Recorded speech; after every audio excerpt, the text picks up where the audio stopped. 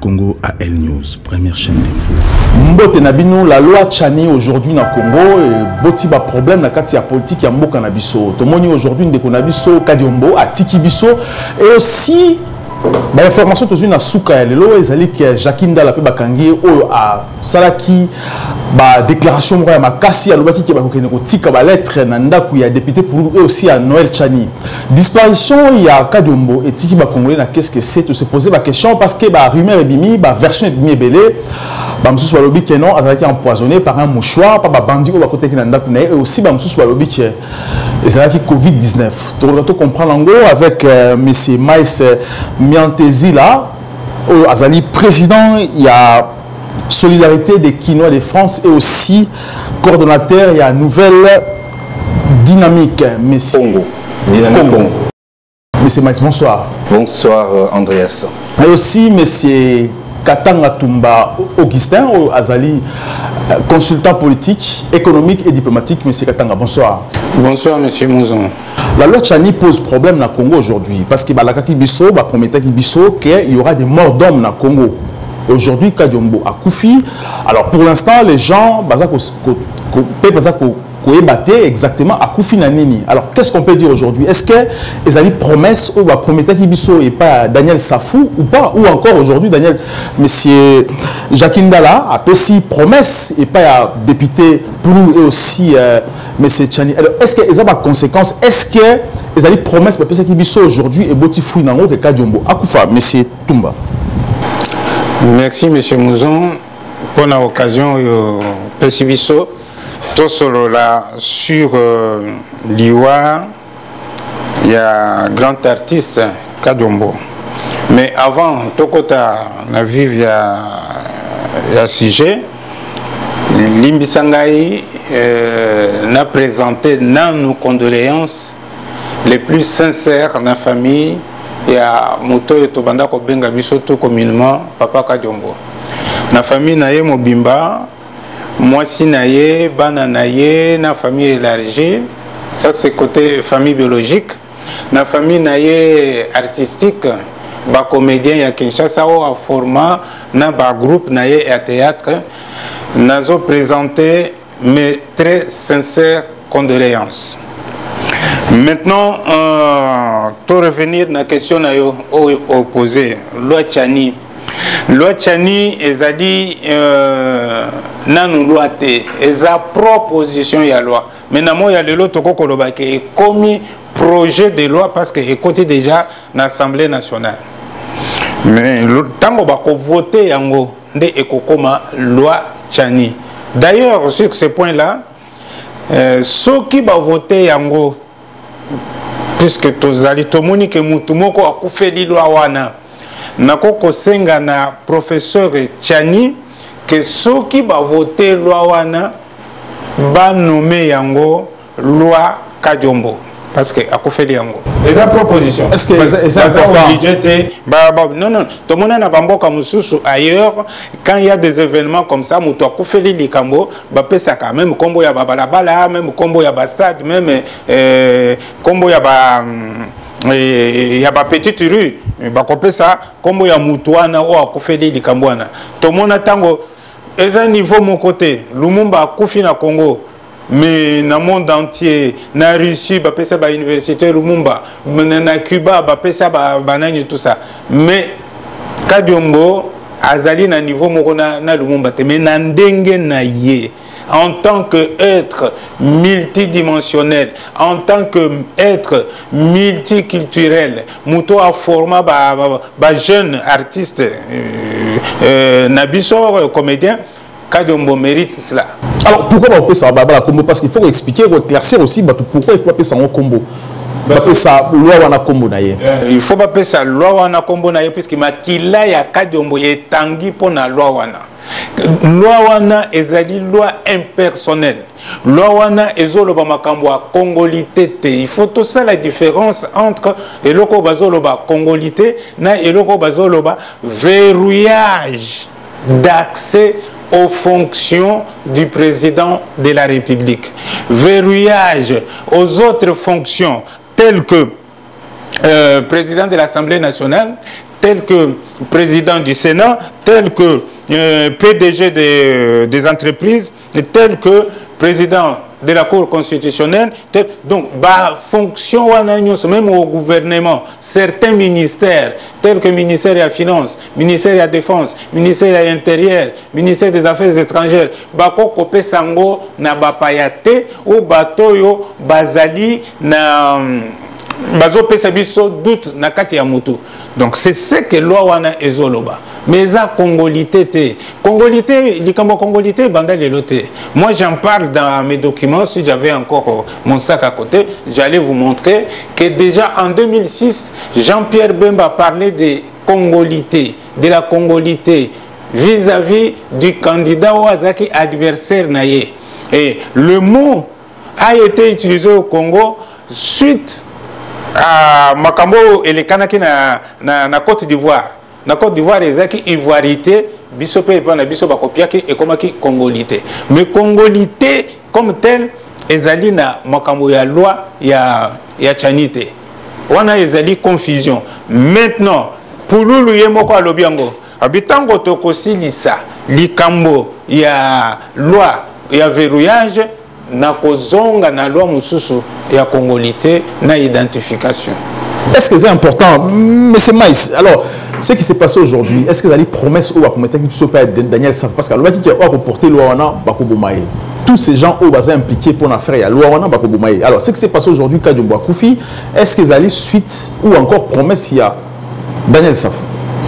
Merci Andreas. Avant de répondre à la question, je remercie d'abord l'invitation parce que c'est pour la première fois qu'il a participé à l'émission Oyo. Donc je vous dis un grand merci d'avoir pensé à ma modeste personne. Et aussi, na pesimbo te na kulutu na doyen Mbota Augustin Tumba Tozanae, co-débatteur na plateau.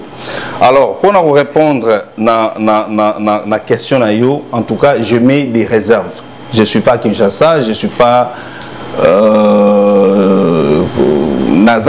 élément en fait. Je n'ai pas d'éléments probants pour dire que Kadio Monenga Koufi, c'est suite, il y a des menaces, il y a part, il y a Moïse Katumbi. Donc on ne sait pas, parce qu'il y a des ceux-là qui disent que Azala qui est déjà malade, que famille nae Linga qui olobate kabandai kobela. Il y a d'autres qui disent qu'il a été opéré ou opération déviée et tout ça. Donc Bamsou va biper que côté là qui est dans Dakou et qui va tout faire qui est dans mouchoir. Parce que la famille est empoisonnée. Justement. Donc, dans tout ça, nous avons une justice au pays. Que la justice fasse son travail. C'est seulement la justice qui peut nous dire effectivement, dans l'autopsie, et bien sûr, que la mort de M. Kadiombo est due à la source extérieure. Sinon, à ce stade, moi je ne peux pas dire parce que Batouba Loba qui et qui peut aiguiller, ils ont rappelé que Mouninga pour décider de nous Sous yo na romona na kola kisayo Mouninga on peut que nzela zulikam. Et c'est parce que yo Loba qui bongo et qui kamone ayé. C'est seulement qu'il y a des preuves matérielles qui peuvent prouver qu'effectivement, les Kamo et Yeli Moutou, et ensuite, il y a Makamo Moutou Alobaki. Alors, lorsqu'un député national a tenu à propos que parce qu'il a répété plusieurs fois, Daniel Safou, lui, qu'il est député national, il faut dans l'exemplaire, il élu du peuple, représentant du peuple, la institution lorsqu'il a dit qu'il a porté l'Ouana, et aussi a signé acte de mort, est-ce que ce n'est pas une façon aussi de signer acte de mort au Kadiombo lorsqu'il s'est engagé sur cette affaire, il y a loi Chani? Nous avons une justice au pays. Ce qui y est, comment il s'appelle, Daniel Safou, honorable, soi-disant entre guillemets, à tenir des propos Yandengwana. Je sais ça, ça m'a convoqué, yo le baki boy. Likambo boy. Je sais ça, ça m'a donc dès que na lobby à ce stade, moi je n'ai pas d'éléments au yongana ko tchana table awa na loba effectivement likambo oyé c'est suite parce que batuba lobaki boui. Donc, je n'ai pas d'éléments pour dire ça. Donc, c'est seulement une chose que nous devons dire, c'est triste que Daniel Savou na niveau na il y a parlementaire qui tenir ba propos ya ndenge wana. Même si la loi les projets de la proposition de loi ne vous intéresse pas ou vous êtes partisan en côté, mais il n'a pas ces droits là. Mais c'est parce que M. Maïs Alobi, ils ont promis la justice. Tout le monde qui a affaire à Vital Kamerhe aussi, il y a eu mort d'homme. Juge Ouassam Vital Kamerhe a été assassiné. Alors, on sait très bien que la justice à Congo, ils ont dit justice Morobo, ils ont dit deux poids, deux mesures aussi. Parce que, est-ce que ce qui s'est passé aujourd'hui dans le Congo, aujourd'hui, affaire Kadiombo, vous pensez que la justice congolaise, vous allez aussi compétent pour nous juger, pour traquer surtout Batou Oyoba, commettre crime? Ou est-ce qu'ils ont d'abord crime? Parce que vous approchez ou pas? Je pense que vous approchez parce que très souvent, vous voyez que sur le téléphone, dans Kadiombo, alors, est-ce qu'ils ont assassinat ou pas? D'abord, avant qu'on va venir à la question de Touni, est-ce qu'ils ont assassinat ou ils ont juste accoufi dans Corona, comme on nous le précise qu'ils ont Corona? Bon, sur le plan et la justice, on ne peut pas affirmer qu'ils ont dit assassinat. Parce que, pour l'instant, il faut enquête à la mener pour aboutir à la conclusion. Mais maintenant, autant que menace, il y a des députés Mokoboye, il y a des conseillers, il y a des Mokoboye, tout ça. Député, on a tout de suite le bas du Kamnaïa. Mais c'est important pour la Congolais de qui aux autres lobby là. C'est très important que. Moi, nayokaka munoko nanga kilo pona kotanga kombo ya batu moko boye oyo babimi kaka de nulle part ba komipe ba sali ba buzz na ba réseaux sociaux tout ça pour balobera bango. Bon, s'il faut parler comme monsieur Maïs Alobiango, député moko boye entre guillemets, sauf honorable entre guillemets, yé azali anthropophage, alia kabato, aza cannibale, alia alobi akolia mutokoyo kotika dossier. Donc tozo zera, toyebi que honorable Pouloulou muto a déposé. Le quoi honorable Pouloulou muto a déposé d'ici là tokoyo kakebesi balé déjà na saf. Conseiller Moussou Abimi, yé a travaillé na chaîne télévision et chaîne ya télévision mokoboye ya sur place. Azaki na chaîne wana abanda ko yemba dia lelo du matin au soir. Mutumoko akenda ko tikele mikandate. Lelo il s'improvise. C'est même normal parce que poste na biso ils a besoin na ba facteur hein, ba facteur eza bato yo bakenda ko tika mikanda na ndako ya bato. Mais hier le col a s'improvisé facteur na groupe na ye pour que nakotika mikanda mais mikanda ya ndenge mususu ya dimension mususu, c'est-à-dire soka ye kotika ro mukanda un mois après okufi. Donc ye il faut balandela ye muto ko landele eza justice okoko lobate que justice na biso est-ce que eza compétente pour na ko juger bato ndenge na justice na biso ezali compétente mutu nyonso azo proférer menace de mort à l'endroit de tout citoyen, je dis bien, même citoyen congolais, mais même citoyen soit à vivre dans le Congo pour des raisons diverses, de commerce ou de je ne sais pas quoi, ce qui bazo kanelaye ke bake de kobomaye, il faut justice na biso et se saisir na dossier wana et tout na mutu na ndenge nini yozo kotia ba menace de mort na batu boye. Maintenant pour na kaya ndeko na biso o ya kofi ngai na sololi na ye pour la dernière fois le 25 juin. Un vendredi de 25 juin. Ça tombe un vendredi. Si je me trompe pas. Et ça vendredi. Na sololi na ye nayoki na mungongo na ye azana malade azo neti muto azo gemir et tout ça. Tout d'un coup ayebisi ngai chef Katanga médecin koti alingaya ko consulter ngai pour komelanga bakisi na bina tikio maintenant na kobenga yo après ce que médecin a ou bien salanga signe a salinga signité médecin a conseillé qui est jour wana le 25 wana pour kende kokota na hôpital batutu toza quand même na batu proche balobi ye moko nde azui voiture na ye a conduire ti na hôpital ye moko chauffeur na yete tango a komi na hôpital babandi soin intensif veille à mort na ye selon les dires ya ba proche ngana solo ina mwasi na yete mais na ba proche o bazalaki ba contacter famille na ye mwana na ye mwasi na ye tout ça balobi boye normalement il était déjà guéri, il fallait abima le lendemain akufi le 25 hein. Non, le 15. Le 16, le 15. Le 15, le 16. Il y a quelque chose. Ça. Il y a 2 jours. Il y a 2 jours. Le l'autre, c'est le 18. Le 18, oui. Donc, le 16. Il y a 3 jours. Enfin, le 15. Parce que c'est 5 heures du matin. Donc, moi, si je suis à Zolongwananda, il fallait abima lobby, il fallait apprêter biloko, bilamba, il fallait aller quelque chose comme ça. Tant que je suis Azo a déjà un message, il a tiqué bien, il fallait abîmer. Quand moi, si je suis à côté dans l'hôpital, je suis à l'hôpital de nuit. À côté et longi, il y a mobile et vimbi vimbi, comme disent les Français, un visage tuméfié. En moni na mutu, Na nik c'est là-bas, mais na mutu awa.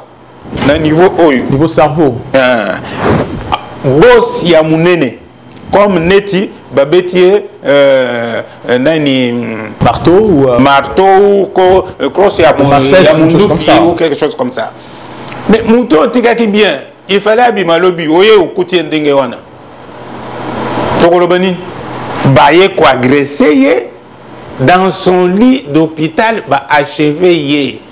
Ba pratique wana toyebi yango na famille na biso eya. Moi, un grand frère a été ministre dans le gouvernement de Mobutu. Ba salisaka ye accident moko ya munene eza mukuse yango permettre nga na niveau ya Saint-Luc na Kinshasa. Accident ya azaki na Porsche. Bato bayaki kofina ye bazaki na Land Rover. Tango bato bayendenge babado bayaka so accident et salami, il se peut qu'il y avait un médecin wana abimisie na mwasi na ye bakene na clinique Ngaliema. Tango bakomi na clinique Ngaliema bato na bamonike bakena yeti na clinique balandi. Tango bakomi na clinique Ngaliema akutani na médecin de nuit azalaki un Kassayen. Et même les sœurs qui étaient infirmières de nuit bazaki ba Kassayen. Il leur a dit mutumoko aya awate ezala ndeko na ngai ezala nani ngai na mwasi na ngai tozali ata mwana na ngai bokotisa mutu te soki bokotisi mutu bakoboma ngai na mbeto yo puis binombu nde bokoza ba problème. Heureusement tango ya sisi koyebisa mutu médecin ndenge wana médecin azobima na chambre na ya kangi porte amoni 2 malabar baye bakos bien habillé tout ça bazotuna mais ministre moko vice premier à côté on a vice premier d'ailleurs bon bien koko il a bino na moto à côté awa abité biso to moni moto te ngai na bandi musala na ngaka siko na uti ko ya siko na zo sa ronde ya ba malade donc tango batwana ba o mais tout que président zo tout na nouvelle na ye puisque pour ba ya kotinda ye na Suisse ba soigner ye donc abimi tango batwana ba bimi ba kei ya zongi na nani alobi na banda koyoka bino ndenge bozo solola na lobi awa na kufiso ya kotetinge batwa nao azui bakei basali tout batinda ye na Suisse bino moko boyebi ke na Suisse hôpital moko ezalaka soki régime wana ilinga eboma mutu oke na hôpital wana bakoboma yo tango aye atanga ba classe na ye na Belgique ayebi Belgique très bien akita na Bruxelles au lieu que de na clinique Saint-Joseph oyo batutu ba malula banani ba lwambo ba kofela tout ça il y a kendaki na clinique Sainte-Anne à même disposition donc ba bomayete ba réparer ba miko ya makolo na yena mwasi na ye tout ça donc après en privé na ko yebisa bino kombo na ye boko comprendre di solo na zoloba donc système ezaka ndenge wana soki mutu akena buloko ba yokaki ke ayoki bien alinga bima lobi. Pour ceux qui abîment lobby, qui ne connaît pas Kadiombo, tant qu'on abîme lobby, il allait remettre encore une couche. Donc, on va préférer achever. Mais avec complicité, maintenant, il y a un hôpital. L'hôpital, il faut expliquer à juge comment on ça. Moi, si je suis azate, criminel, sur son lit de de l'hôpital. Mais c'est Maïs, est-ce que c'est ce qui s'est passé? Est-ce qu'on peut dire aussi que la clinique Nabiso est complice ou pas?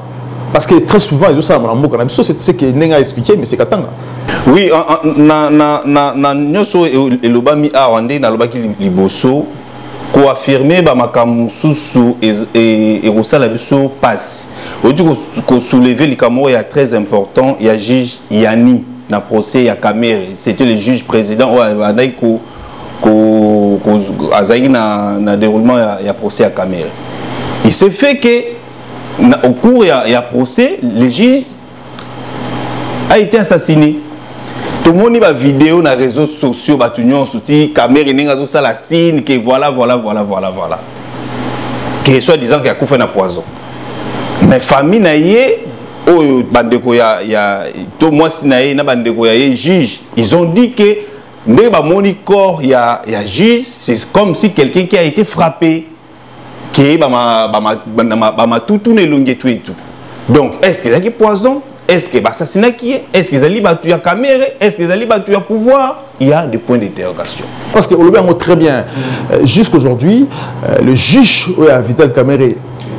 Il y a procès à Vital Kamere jusqu'aujourd'hui, banquette et salamate, tu ne même pas, il y a bon jusqu'aujourd'hui. Alors, lorsque l'autorité ça n'a rien. On peut dire quoi? La justice est corrompue, mais elle est impliquée dans les juges ou ce sont des politiciens qui sont impliqués parce que jusqu'aujourd'hui, autopsie et salamate.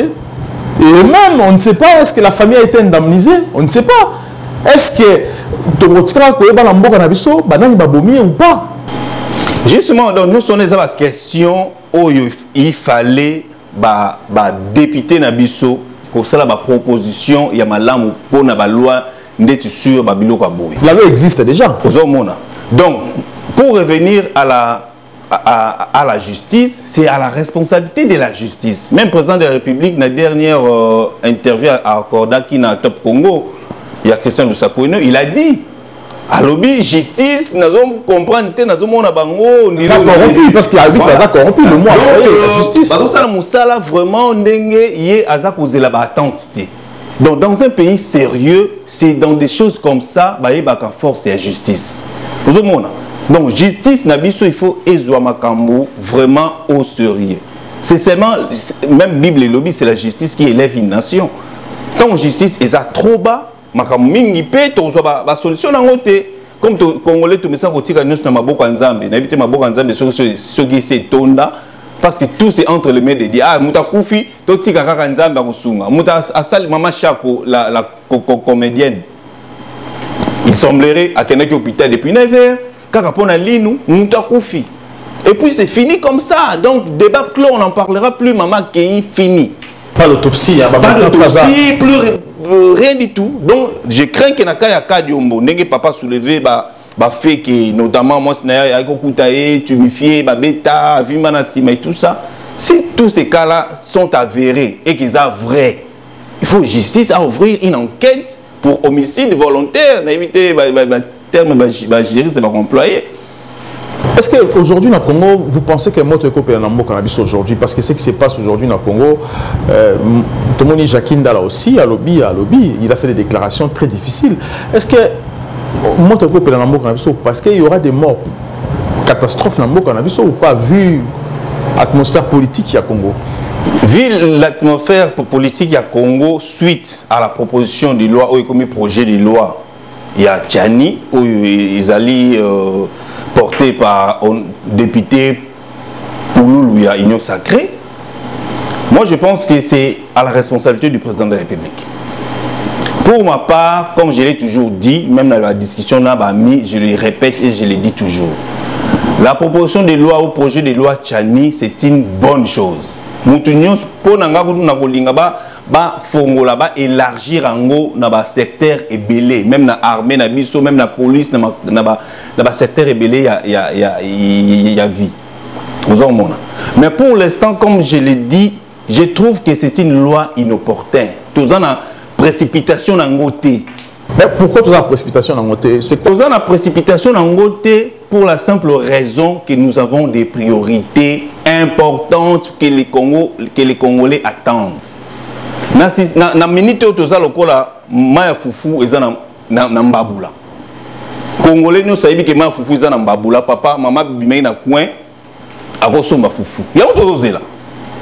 Nous attendons ma foufou etoka balambela biso foufou mutu na mutali foufou na e. Maman otika ma foufou te et comité bozela papa na kinga oroya il faut tocha kanga muyibi na sima kuna po banya bazokota. Non. Les gens attendent les sociales. C'est ça les primordial du Congolais, c'est les sociales. Il y a beaucoup de choses là. Est-ce que la loi Tchani peut aussi apporter le social? Est-ce qu'elle va apporter le social dans le Katambo? Parce que c'est moi, ça veut dire très bien qu'ils a bien, mais ce n'est pas aussi pressé. Alors pourquoi maintenant aujourd'hui les politiciens congolais vont se précipiter aussi avec la loi Tchani ou le Congolais, mais tant que solution socialement, tout ça nul. Mindele Walobaka, gouverner, c'est prévoir. Toko kosala kaka biloko nyonso à la hâte. Donc, élection ezali en prévision dans 2 ans et demi. Tokoki kokende na élection wana lisusu na bato yo bazali incertain te o bazali tozo o bazo benga communément lelo ba demi Dakar te o bazo kende na présidence de la République. Mboka nyonso oyo elingaka ezala mieux géré et prévoyaka et votaka ba loi et tozela te que élection dans 6 mois toya ko sala loi non wana mabende nde balobaka balingi ba changer pour handicaper ba oyo na ba oyo lelo loi Tchani na uti kolobango na ibandelike eza loi moko impersonnel etangi kombo ya mutu te etangi que telle frange et société et koko yana non loi batie loi eza loi ya mboka tozo vivre awa na France biso awa na France batu mingi bazo exemple ya Sarkozy azali boye son père d'origine ceci tout ça mais loi ya France ezo permettre que Sarkozy o abotama na tata hongrois, maman française, a coquille ko postulé, loi ya France, ils ont permettre. Basalango, Kakapo, Sarkozy, aya ko passé président, ezalaka déjà, ça existait. Loi ya France, ils ont permettre que Mouto azana France, Lelo, la nationalité française, azana parti politique mokoboye, alinga comme député na France, akokoma. Loi ya France, ils ont permettre. Mais ils ont évité que bateau mususo baya neti ba africain mingo bazana ba parti politique lelo tout ça africain moko akoko postulé candidat président de la République française. Tout ça c'est connu de tous à passer parce que avant même abimisa Congo na yeke on a lingina comme président ya France et le komoko babenga primaire awa na mboko na côté ya primaire ba ko casser déjà directement ko passer mais tina nini biso to sala loi na dimension ya peuple na biso na bana mboka na biso te to zela kaka mopaya ya ko yebisa biso ke bino bo sala boy non si batoyo safu na soki nani on l'appelle comment ndala soki bango bayebi ke mokonzi na bango azali véritablement congolais bako ko s'agiter te mokonzi na ye aya parce que pour nous déposer candidature na CENI on vient avec tout un dossier ce n'est pas seulement au fouti $100 000 et puis balobi oza candidat non oko déposer dossier na yo oko déposer dossier na bamoni oza mutoa village nini oza mutoa groupement nini oza mutoa territoire nini secteur nini sous-région nini province nini et maman na yo nani tata na yo nani boyna boy ce que là on les permettre mais les Congolais on dirait tous ali amnésiques pourquoi na régime ou bien na pouvoir au ebimi ba pekisa ki chef na bango a déposé candidature. Pourquoi? Ce n'est pas Fachi, ce n'est pas Tchani. Bangonde ba pétissier qui a proposé candidature T, ba fermer les frontières. Toko comme tout n'était là-dessus. Tout ça bateau, il faut tout réfléchir mon mouké.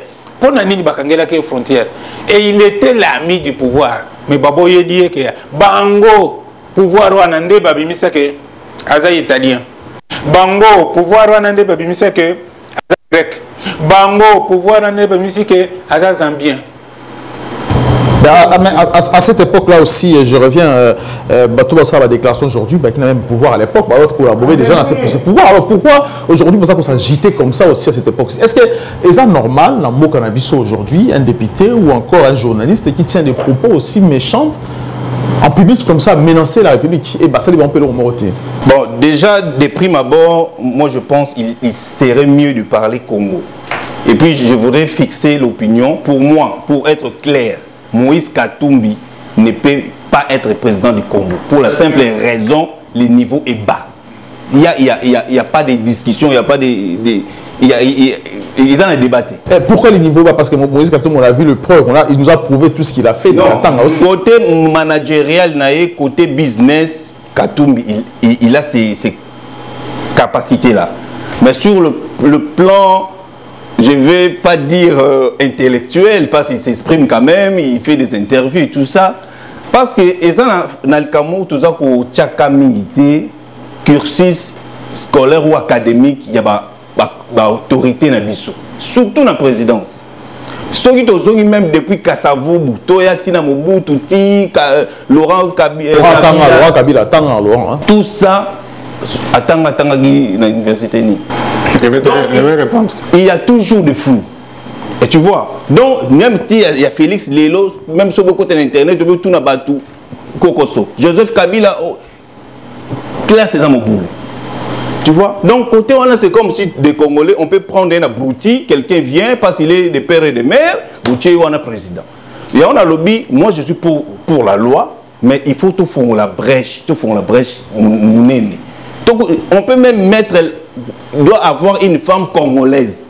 Parce que moi, c'est que tu as dangereux que les gagnants. Parce que tu peux être congolais de père et de mère. Si ta famille est étrangère, la femme, tout ça, parent, tout bala, tout yebi, influence, yabasi, et pas mi bali. Donc moi, je pense que dans le lobby, il faut que Fongola, on a moulaï, et Kozala, il faut que côté ça va élément ming na kat. Pour la question de Tuningaï, il n'est pas normal que un groupe d'individus, un groupe de soi-disant députés, parce qu'il faut défendre Moutou, vous êtes prêts à sacrifier la République parce que Moutou Nabino, déjà, s'il est congolais, lui, Katumbi, il est congolais. Toute une question, il s'agit de quoi? Jusqu'à présent, Katumbi a l'objectif de défendre. Katumbi, rien ne prouve que Katumbi n'a ça va manquer aussi tous les Congolais respect en public. Alors pourquoi directement vous dites que Katumbi n'est pas Tindi Bango? Parce que jusqu'à présent, qui a fait à Katumbi n'est pas Tindi Bango. Non, na Kinshasa balobaka Tindika Tchakal. Nous connaissons les auteurs et leurs jeux. Bien noté, quand vous voyez un proche d'un musicien passe à la télé insulter un autre musicien. Tu as vu que Outi et pas un moutouana, il y a Robimaté. Donc c'était Congo, nous savons comment ça marche. Attends Katumbi à se présenter pour dire qu'il est congolais, tout ça.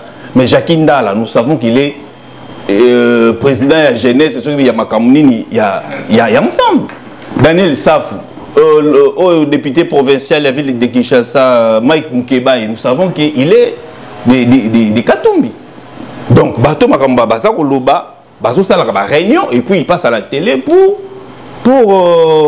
passer un message. Là n'est pas la question. La question ici, c'est Toza Koloba, Ezali Congo. Importance, il y a justice, d'une part, responsabilité, il y a justice, et puis, importance, il y a la loi, la loi, elle est bonne, que Moutou à la tête, il y a pays, tout n'a pas poste stratégique, il y a Mboka pour la confiance d'abord, c'est très important. Mais il y a une opportunité, il y a la loi Tchani. Mouta Augustin a quelque chose d'important. En France, ceux qui ont alliés d'origine étrangère, rien que dans la primaire, il y a des partis, entre un Français et quelqu'un d'origine étrangère, dans un parti, on les gâter parce que les Français seront majoritaires. C'est pareillement, pareil dans le Congo. Les Congolais d'origine, nous sommes majoritaires. Qui va infiltrer, bon, pas infiltrer, excusez-moi les termes, 50-50, soit métis. Parce qu'il y a aussi des infiltrés étrangers, même pas dans 100 gouttes, il y a des Congolais, ça aussi. Mais non, attends. Il y a une place de contradiction, dans la loi, dans la proposition, il y a la loi de Tchani. Nalandi, papa Augustin, monsieur Augustin, ici présent, il dit que la loi Tchani ne parle pas de la congolité, c'est faux. Soit Bango Moko Tchani, ils ne savent pas ce qu'ils disent. S'il dit peut être président de la République, que c'est lui qui est né de père et de mère congolais. Robert Roy, il est de quelle nationalité? Robert n'a pas de sortie congolaise. On ne sait même pas parce que attends. La loi parle de la nationalité. Sauf dans l'article 10 de la Constitution, l'article 10 nous dit clairement qui est congolais. Il faut être d'origine. Mais c'est ça. Mais le Robert n'est pas d'origine. Oh, mais il est qui? Il n'est pas d'origine. Parce que Robert doit défendre l'intérêt rwandais. Il n'est pas d'origine. On dit d'origine. D'origine, ça se retrouver dans le Congo. Il se retrouve dans le Congo après l'indépendance. Alors que c'est congolais d'origine. Sauf qu'il a précisé, il a juste précisé. La loi Tchani a juste précisé, parce que la Constitution dit origine. La loi Tchani veut juste rajouter ce qui a déjà existé dans la Constitution à 80 à l'époque, des papas et des mamans. C'est juste ce qu'il a précisé. Des papas et des mamans congolais. Il y a un autre tour. Qui est congolais? Il y a un autre tour. Prenons un exemple. Robert Roy. Il a été candidat président de la République dans la République démocratique du Congo. Il est congolais. La Constitution, c'est qu'en 2006, c'est la nationalité. En réalité, il n'est pas d'origine, il n'est pas de souche congolaise. Ok. Voilà, place ici, le congolité, et ça, Bima. Place, naza qui n'a pas Augustin, que loi Tchani, c'est de la congolité. Mais est-ce que ça m'a bien aussi? Parce que la Chine, dans le Japon, dans le pays, soit on est chinois ou bien on est arabe, dans un pays arabe ou en Maroc ou en Algérie ou en Égypte, soit tu es arabe ou soit tu ne l'es pas. Mais c'est ça, avant que tu continues le débat, nous devons être clairs. Est-ce que na idée à Tchani, il veut dire pour être président de la République ou occuper certains postes et des responsabilités stratégiques dans le Congo, il faut être congolais de souche? Là, c'est la première question. On l'a précisé. Alors mais non, oui. Il a dit c'est pas ça. C'est le problème. Or, si on dit être congolais, ah là c'est autre chose. Je peux être d'origine rwandaise. Par exemple, il y a Roubero. Je peux être ou Moïse Katumbi, d'origine zambienne, grecque. Moi, si je suis d'origine burundaise. Est-ce que Banana Bango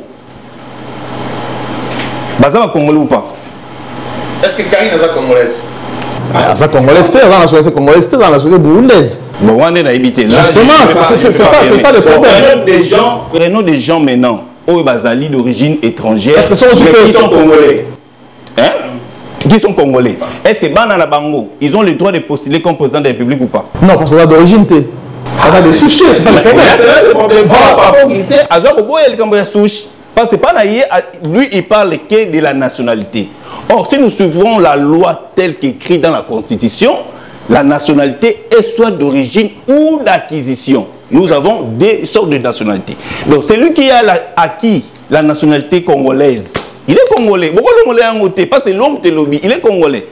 Donc, si moi, si j'ai un d'origine étrangère et qui a acquis la nationalité congolaise, ce sont les Congolais. Mais pas de souche, il y a une différence comme ici en France. Après la France, les sont les alliés. Mais Paul Loi Tchani parle que de la nationalité, soit des nationalités congolaises. La loi Tchani dit ça.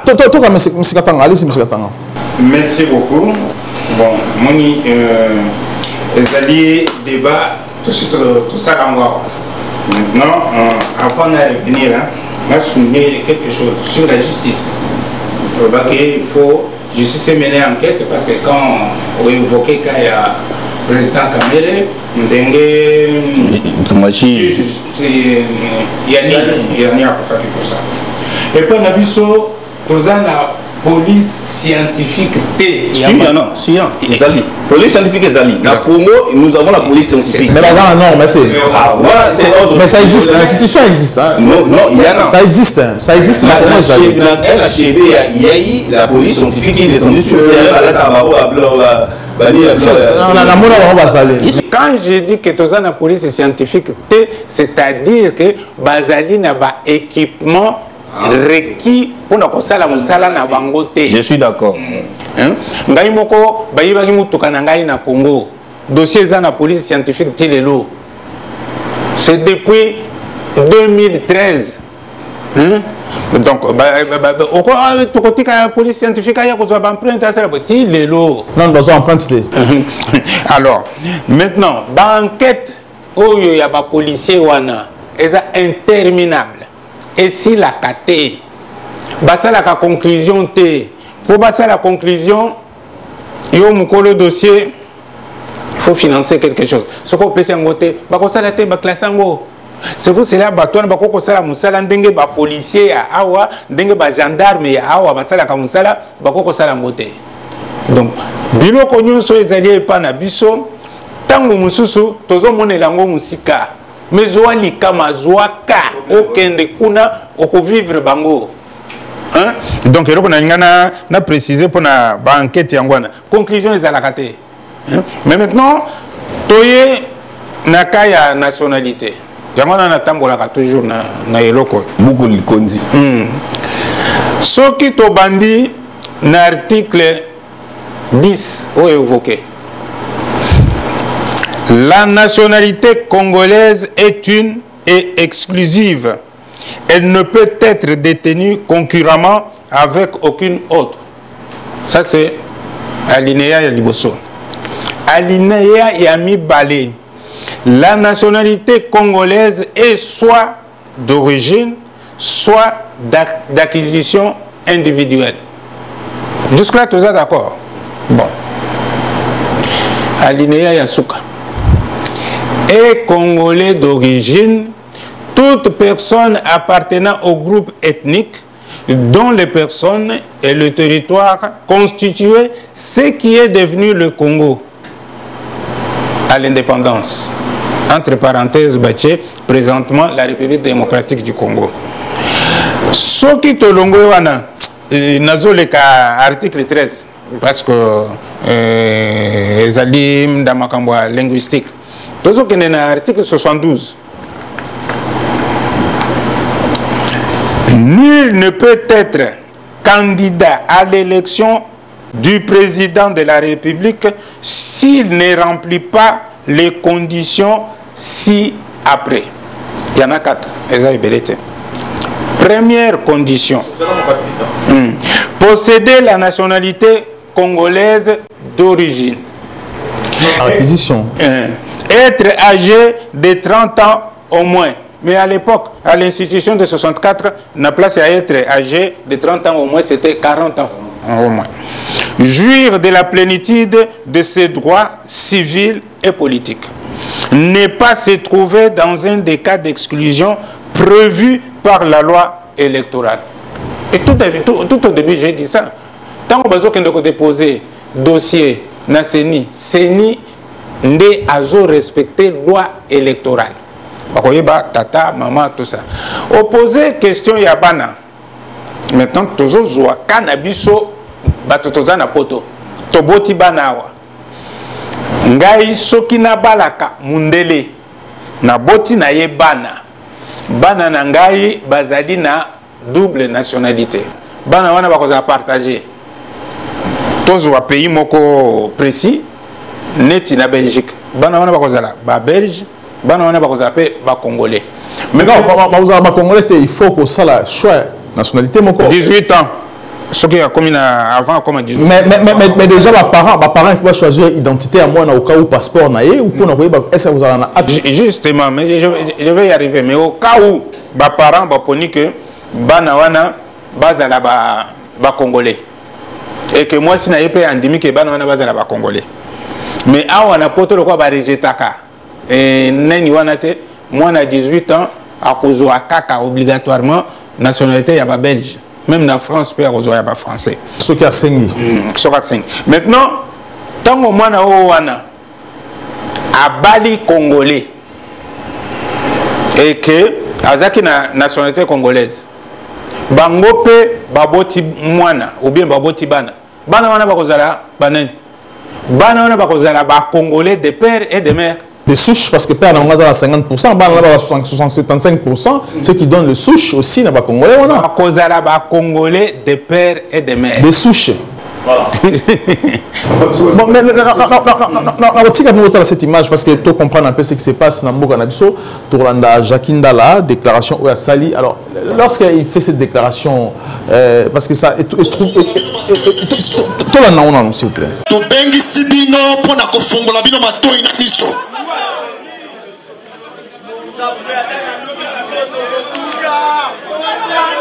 Mboka moko te baso yango na pole da pété mabele nyonso babundelaka yango tosengi na yo obongama koloba te yokanga malamu lukanyango yokanga malamu nangi nasilisa awa koloba te tozozela mot d'ordre yango wana ninga tobanga mutu te mot d'ordre yango député akatika loko monene banda lelo il faut tout le côté bafanda wapi luka oyo beba na ye afanda wapi tokesi les lettres ah député luka oyo adresse na ye tokene kotika na lettre olandi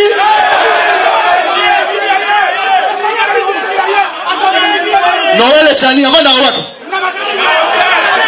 wapi na hotel yebisa ko hotel wana toko yako luka Noël Chani poto tikela ye toko luka Noël Chani hotel fanda na hotel wana na chambre wa fanda wana to tikela lettre oyo hotel wana.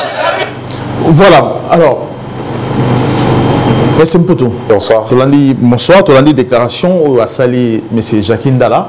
Alors, dans l'ensemble, lorsqu'il fait cette déclaration, ça repose dans les détails, dans l'ensemble, arrogance au Azanango, dans l'ensemble, lorsqu'il parle comme ça, comment vous définiriez? Quelle impression vous avez par rapport à cette déclaration, dans l'ensemble? Alors, merci M. Mouzon, merci M. Katanga pour le débat. Effectivement, c'est culturellement qui est le bien le baka, qui à force d'arguments, j'argumente par la force. Mais ça veut dire que ce qui va commis dans moyen sous c'est d'argumenter, mais et le fait que les rois soukanini qu'on déploie ma menace. Mais tout le but dans la démocratie. Mais la démocratie ça veut dire quoi? Mais ça veut dire que tout ça là bas opposition à ma pensée là bas idée. Me dit bah tu vas vendre parce que ça s'opposer là bas idée.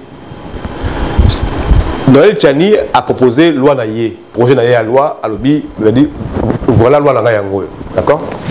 Loi naïe yango la principe. Yo ce que Monique aux a pour loi wanate. Mais on sait la nini. Mais bon justement pour créer les bisous, bah centre des il y a ma pensée, il y a ma réflexion, la carte, il y a ma groupe, il y a un parti politique. Mais Moïse Katumbi a un bon ébélé.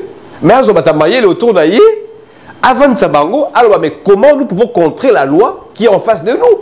Parce que dans la loi, il y a aussi des forces et des faiblesses. Ou comment dans la loi, mais si on a réfléchir, on menacer député, menacer porter projet à loi pour y lobby, ça peut améliorer le vécu dans Mboka Nabiso. Surtout évaluer souveraineté Yamboka. Où est le problème? Donc, vous dire que les désolation. Il y a comme on a que en 2021, il y a encore des gens qui sont prêts à tout pour protéger même et le commis impossible à protéger en fait. Voilà. Parce que ceux qui ont des photos, mais c'est Ndala, à la chapeau, à la béret militaire, c'est type militaire, voilà, je pense que vous êtes d'accord. Alors, lorsqu'elle a béret, on peut passer un message, il nous dit quoi? Il nous passe un message que le Congo est en guerre, parce qu'à l'objet que Mokagnon sort, ils ont marqué un PTT. Cela veut dire quoi? Est-ce que tu es dans la guerre? Est-ce que Bango, dans la guerre dans le Congo? Est-ce que guerre, Congo, c'est la guerre? Ou comment expliquez-vous, lorsqu'il dit que Mokagnon est dans la PTT, à la béret, il parle avec conviction comme un général, à l'autre dans la Soudan, il y a un front, alors, est-ce que le Congo est en guerre na Bango? Non, le Congolais n'est pas en guerre na Bango. Babeti libanga na molili mutagangi aïe. Mais veut dire quoi? Libanga zouye. Est-ce que ceux qui basali loi on les a impersonnel. Ils ont visé mutute. Basali loi pour le pays parce que à l'obi tolingi to éviter ba infiltration. Tolingi to verrouiller ba poste nyonso il y a souveraineté à mboka na biso. Donc Jacques Ndala congolais. Alors, en quoi cette loi, il y a Tchani et gros dérangé à niveau naïe. Mais ce qui est dérangé, mais tout ça, a combien de télévisions dans le monde? Mais les canaux de télévision, c'est un argument. Pour le monde, c'est que projet à loi, vous avez biso, et ça, comment, et ça finité, et ça bien élaboré. Voilà tel point. Et simité, voilà tel point, tel point, tel point. Ben voilà, effectivement, le professeur, le docteur n'a pas raison par rapport à la loi naïe.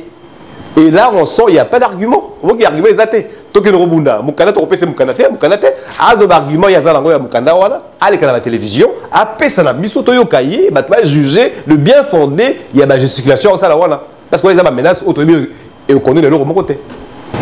Ce qu'il a dit, est-ce que vous coûtez cher aussi? Parce que toi qui va Kangi, est-ce que c'est normal, ce genre de propos aussi devant la République? Est-ce que la République a qui est normal ou est-ce que l'État, qu'est-ce que peut faire l'État aujourd'hui par rapport à cette déclaration? Mais ce Bakangi, c'est peut-être qu'ils ont juste titre parce que nous sommes dans un pays de droit et je pense que tant au proférer ma menace, il y a une intimidation. Je pense que le procureur est en droit à saisir Yo Kayo et pas à porter et à penser à Yo na menace na Yo. Donc on les a normaux Bakangaï parce que je pense que là nous tombons dans la rébellion. Il y a histoire il y a âge un peu révolu. Oh yo, me dire bateau en face, il y a est-ce qu'il y a des arguments ils n'arrivent plus à repérer cet argument et comme l'argument est à force. Je pense que c'est pas ça le combat. Le combat est ça. Je pense que même Jacques Ndala, même quand il y a Moïse Katumbi, si réellement il y a des cerveaux là-bas, il y a Kovan, il y a réflexion, ça la contre-proposition par rapport à la loi Yachani, il y a moyen d'anéantir en gros. Moyen les alliés. Donc débat il y a démocratie, il y a débat il y a idée. La guerre il y a idée, il y a guerre il y a poisonté, il y a guerre il y a massacité, il y a guerre il y a batou, s'affronter la idée pour Moka et avancer. Alors, lorsque vous parlez de poison, parce que de mon IP, Nicolas Kadiombo qui était un acteur culturel à Mboka aujourd'hui, à Koufi parce qu'il y a eu tellement versé belé, alors on ne sait pas bien saisir parce que M. Katang a dit qu'il a été frappé sur son lit de l'hôpital. Alors comment vous qui s'en vont lorsque vous avez annoncé Koufi? Qu'est-ce que vous avez pensé? Est-ce qu'il y a la réponse mais c'est ça, il faut pas que vous porter l'eau parce que comment avez-vous ressenti la mort il y a Kadiombo? Non, je pense que étant congolais, Koyeba Kadiombo déjà en tant que comédien, Koyeba Koufi, ils ont déjà passé, qu'on perdre. Il y a des théâtre, il y a des stars, ils ont passé, et ça c'est vrai. Mais ce qui est malheureux, c'est que il y a eu comme la conjonction d'un événement avec ça tu vois.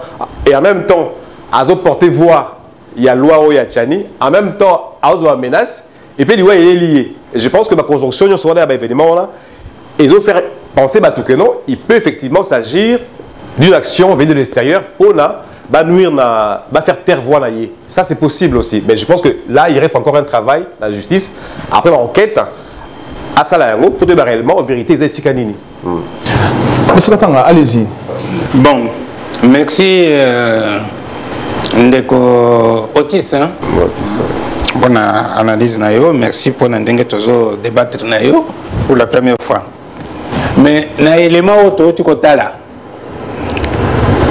Jacques Ndala a dit ceci, Bose la mot d'ordre T, mot d'ordre Yangoyo. Est-ce que Boyebinda, député, on a semblant Pouloulou a déposé Ninouana na parlement. Oh, toyebi. Est-ce que Noël Tchani, afin d'Akawapi, Moukololo, afin d'un hôtel, il toke nous lukaye na hôtel, on a totikale Mukanda, Boinabo. Azo proféré ba menace claire, et son monana. Pas la menace des morts, ils ont la menace des mortés. Parce que... Bon, tous ça un petit peu modéré. Incitation au meurtre. Incitation au meurtre. Maintenant, parce que tous la démocratie, que démocratie est un luxe pour les Africains. Tout ça. Mais, ça va raison. Parce que ceux qui totalement dengue, gérer la démocratie dans le Nabiso, ils ont bon côté. Dengue, gérer la justice dans le Nabiso, ils ont bon côté. Pour la politique, parce que nous, la démocratie, ils ont convergé dans la gouvernance. Et là, ils ont le biso et pas le biso, ils ont mal gouvernance. Or, gouverner, c'est prévoir. Mais qui gouverne? Bato bazo gouverner eza ba politique. Mo politique nakanisi bato belé basi balekana na plateau na yo ba expliquer. Politique ezali nini? Ezali ko diriger batwana bazo diriger ba peuple, bazo diriger cité, bazo diriger ba bien, bazo donc c'est ça la politique. Mais maintenant pour faire la politique, mutu nyonso asengeli asa la politique té. Et pas nabiso, il faut tous à la au moins na ba parti politique digne de ce nom. On va porter non il y a parti politique. C'est-à-dire un parti politique bazo créer un groupe nani. Mutu azo créer parti politique, ba pesa comme ba objectif. Il faut bozala na idéologie na parti politique biso toza autour ya idéologie boy na boy. Et moi to mona kana poto les partis de gauche, les partis de droite, les partis indépendantistes ou même centristes. Donc idéologie et après toza na projet de société. Projet de société ezali prévision ou projection au parti politique wana azanango mukolo oyo ye azo accéder na pouvoir na bisika mususu bato mususu bazoka pouvoir na makasi basali révolution basali rébellion bazo pouvoir mais na démocratie bato bazoka pouvoir selon ba idée na bango peuple ba transmettre idée na bango na peuple aponi bango. Ce qu'on dit en politique, le choix se porte par ce qui est acceptable et ce qui est détestable. Parce que tant que nous avons voté dans l'urne, elle dit ah, monsieur Mouzon, non, monsieur Otis. Monsieur Mouzon, n'a pas dit monsieur Otis. C'est-à-dire, les alités que Alingi et Karapambate, ils ont détesté. Donc, ils ont préféré monsieur Otis à la place de monsieur Mouzon. C'est ça le choix qu'on fait en politique. Ce n'est pas dengue, religieux, le bien, le mal et tout ça. Non, c'est pas comme ça. Alors, une fois besoin pouvoir, il faut exercer le pouvoir. Tant que besoin exercer le pouvoir, ceux qui politique n'abino, ils ont rencontré des idératas. Il y a peuple a sanctionné bino di susu na élection au Ezoya. Mais ceux qui rencontré préoccupation il y a peuple a compris bino di susu à reconduire bino. Maintenant tant qu'on va reconduire bino, il faut boyer qu'on utiliser pouvoir wana. Ou même tant que même besoin kiango utiliser le pouvoir, il faut savoir utiliser d'une manière efficiente pouvoir au bapé subino na peuple. Yango na balobaka peuple aza souverain parce qu'il y a muto choisir nani ako diriger biso nani ako diriger bisoté.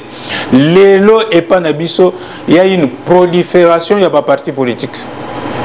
Donc biso tozo travailler pour na kozongi sango le plus moins nombreux possible, même moins de 20. À la limite moins de 30 ou 36. Nous avons la technique et la méthode pour le faire. Donc, les lots qui ont inventé route. Et pas nabiso. Question na yo, ndenge tomoni liwa yande ko nabiso. Tomoni muto yo azolo bana na télévision. A la casquette et ba militaire. Or, il n'est pas militaire. D'abord quand yo ngo wapi. Pour nini a la tiboye, pour nini azo pesa mot d'ordre de bakende ko pesa aza facteur te akokende kopesa bato mikanda na bandako ndenge nini. Donc menace, incitation à la haine, incitation au meurtre, ça il faut que les juges puissent s'en occuper. Il faut que magistrat abenga ye atuna yendenge ndeko otis auti kolobawa mais toyokaki osali vidéo moko boye olobaki boye na boye but na yo eza nini pona nini ozoloba makambo ndenge wana bato wana basali yo nini. Donc ye a expliqué na bajuge nde bakoki qu'on répondre à la question très bien. Voilà, moi ce que je veux comprendre, parce que vous me prenez sous émission, est-ce que Katumbi aussi a impliqué dans cette histoire? Parce que Katumbi jusqu'à présent, on ne sait pas ce que Katumbi pense. Est-ce que Katumbi a impliqué? Parce que Katumbi n'a pas accusé M. Tchani, c'est plus peut-être que Katumbi né au nom de Katumbi. Est-ce que Katumbi, étant que membre de l'Union Sacrée, est-ce qu'il est impliqué dans tout ce qui se passe aujourd'hui dans le cannabis ou encore est-ce qu'il est impliqué dans l'IWA aussi à Kadiombo? Est-ce qu'on peut dire qu'il est impliqué? Non. Trop qu'il y a une conclusion active que Katumbi est impliqué dans l'IWA il y a Kadiombo. Est-ce qu'il peut être ciblé?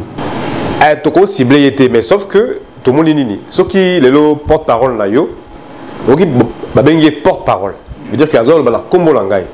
La combo ya Katumbi. A tel niveau pour Katumbi a PCA poste wala et a PCA droit wala il y a combo ya parti. Ce qui moutou ya parti na yo qui vient parler da combo na bino. Aye a lobby makamoya lobaki.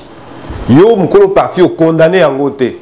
Donc veut dire que osa d'une manière implicite même passive complice na ba parole ya bimisi pour au nom du parti. Donc là, maintenant, ce n'est pas que Katumbi qui est visé, mais c'est le parti qui est visé en tant que personne morale. Il y a situation, voilà. Mais évidemment, ils ont montré sa lacune, nini. Ils ont montré sa insuffisance. L'insuffisance, nini, il y a niveau, il y a débat où il y a la candidat Lamboka à comme Menabiso. C'est-à-dire que Mouninga Pessio, tu as un argument, un argument choc. Voilà ce que je veux comme projet pour mon pays. Yo, Basmir, Nayo, Bakei, la contre-attaque, nini, ba menace de Toyokiao. Si Mouta Batou a Koufi. Mais comme il y a un problème, parce qu'il y a Koufi, c'est quoi, nini. Ce qui a enquête révélé que l'objet que non, effectivement, Jacques Ndal est impliqué dans Makamouala. Mais au moment qu'il y a des mots avec les Moussika, on peut aller très loin pour voir finalement, Nini est motivé qui Jacques Ndal à ça Makamouala. Et c'est ainsi qu'on peut aller toucher juste, Tiba toucher Moïse Katumbi. Mais en l'état de choses, Moïse Katumbi, Toro touché était parce qu'il est un peu loin du problème. Il est monté à l'objet, il est remonté personnellement. Jusque-là, quand la porte-parole n'a pas qu'on vociférer la place. Est-ce que silence n'est pas coûté cher? Parce que jusqu'aujourd'hui, les Congolais pensent qu'ils sont responsables. Est-ce que il coûté cher silence n'est ou pas? Est-ce que c'est important aujourd'hui, habillement public aussi, à parler? Je pense que je me rappelle qui ne dit mot consente. Bon, donc le fait de rester tout le temps dans le monde, c'est comme si on a accepté en même temps Makamboyo, il faut aller communiquer, alors qu'effectivement, Naniwe Moutoua est déjà il y a bien le côté, effectivement, et que loi la paix projet apporté par Tchani, ils ont banqué ça répété pour les démocrates et qu'il y aura un débat, je pense, à l'Assemblée, comme ça, la Makassi, loi paix et qui est sûr que loi est on ne sait pas, loi ça peut ne pas passer. Donc jusque-là, ils ont une gesticulation, ils ont parce que le projet à loi dans le bataillon européen n'a pas été. Donc ça va être lu, commenté, débattu, et à la fin, on verra si. Et c'est le cas. Donc il y a moyen, bâtir un amendement, va s'opposer, dans un test écrit, tout le monde a faire ou à avancer. Donc il n'y a pas besoin, il y a qu'à gesticuler, il n'y a pas besoin, il y a qu'à bomabatou, il n'y a pas besoin, parce que le pays a besoin d'avancer, et tout le monde a besoin de pour faire avancer le pays. Allez-y, M. Katana. Oui, je voudrais. Vous avez 2 minutes. Compléter ce qu'il vient de dire. Katumbi, Bissot toujours personnalisé trop débat. Mais Mouto Yazolo alobi ngai naye boss de la mode retraité mode de Yangoy. Donc il se targue en tant que porte-parole et ensemble, il se targue que ngai bayebisi ngai naye bisabino ke ezaboye. C'est ce qu'il veut dire en gros. Maintenant, bon, Nalinga Koloba Makamba Baondite, il y a un ami qui m'a appelé, qui m'a dit que Katumbi aurait qualifié le président Fachi de dérive dictatoriale. Bon, je ne sais pas à quel sujet ou tout ça, pour la makambo ya loi Tchani et consort on dirait Azalina Sima de toute façon. Bon, mais la politique balobaka ezali likambo ya koyokana même na parti na yo ami azalakate intérêt de kontaka. Mais lelo Soki Katumbi azonga mboka o ya Congo azo vivre azo circuler, c'est quand même le président Fathi qui l'a fait venir. Donc il faut minimum y a reconnaissance. Donc le kola yé aza obtus politiquement et on a beaucoup le babilo kondenga. Mais comme je ne suis pas sûr, je parle aussi avec réserve. Namboka nabiso ozo porter parole.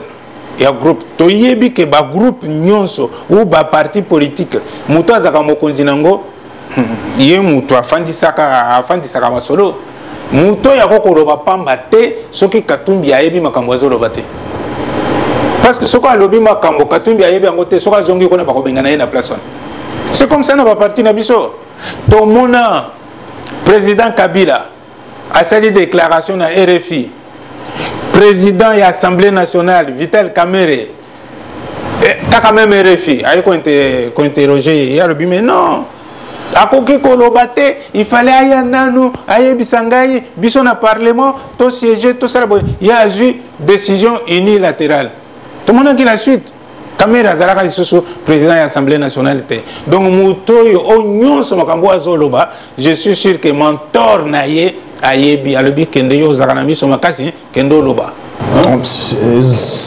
merci beaucoup, monsieur Katanga Toumba Augustin, je rappelle consultant politique, économique et diplomatique. Merci aussi à monsieur Otim Poutou, je rappelle analyste politique.